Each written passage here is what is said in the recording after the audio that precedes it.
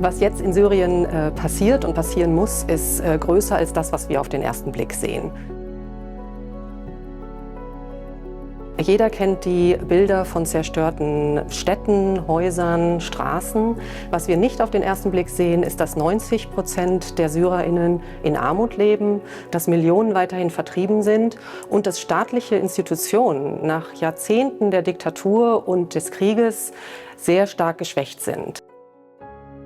Deshalb ist Wiederaufbau im Kontext Syriens mehr als Häuser und Straßen. Wiederaufbau bedeutet funktionierende Institutionen, wirtschaftliche Perspektiven und vor allem, dass Syrerinnen und Syrer wieder Vertrauen fassen. Kurzum, in Syrien geht es jetzt um eine echte Transformation. Was unsere Arbeit besonders macht vor Ort, ist die Nähe und das Vertrauen von den Partnern, das wir genießen. Wir arbeiten vor Ort mit mehr als 60 zivilgesellschaftlichen Organisationen zusammen. Das sind langjährig gewachsene Partnerschaften, die wir aufgebaut haben. Gleichzeitig fragt uns aber auch die neue syrische Regierung für Unterstützung und Beratung an. Mit diesem Vertrauen und dem Netzwerk vor Ort können wir jetzt progressive Kräfte vor Ort unterstützen und die Übergangsphase fachlich begleiten und konstruktiv mitgestalten.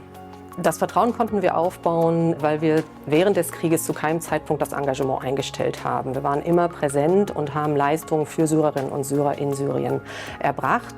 Wir haben unsere Arbeit aber verändert. Wir haben aus den Anrainerländern wie der Türkei und dem Irak heraus umgesetzt und über lokale Partner, die eben vor Ort waren. Damit war Deutschland auch das einzige EU-Land, das zu keinem Zeitpunkt die Arbeit in Nordwest- und Nordostsyrien vor Ort eingestellt hat. Wir konnten dann auch im Dezember 2024, als das Assad-Regime gestürzt wurde, unsere Arbeit sehr, sehr schnell im Land ausweiten. Mittlerweile sind wir in 13 von 14 Provinzen im Land wieder aktiv und bauen unsere Präsenz weiter aus. Syrien bleibt weiterhin ein fragiles Land und die Lage vor Ort volatil. Wir haben deshalb als GIZ eine eigene Analyseeinheit.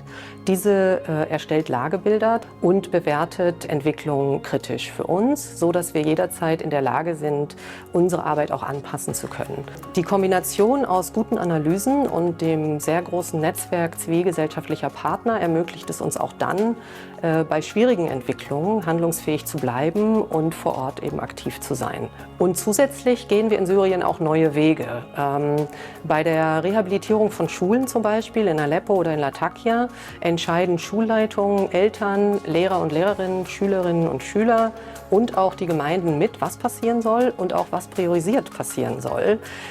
Damit setzen wir partizipative Ansätze um, die es so in Syrien vorher nicht gab.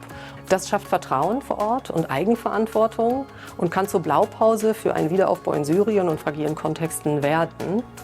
Ein Wiederaufbau, der so viel mehr ist als Häuser und Straßen.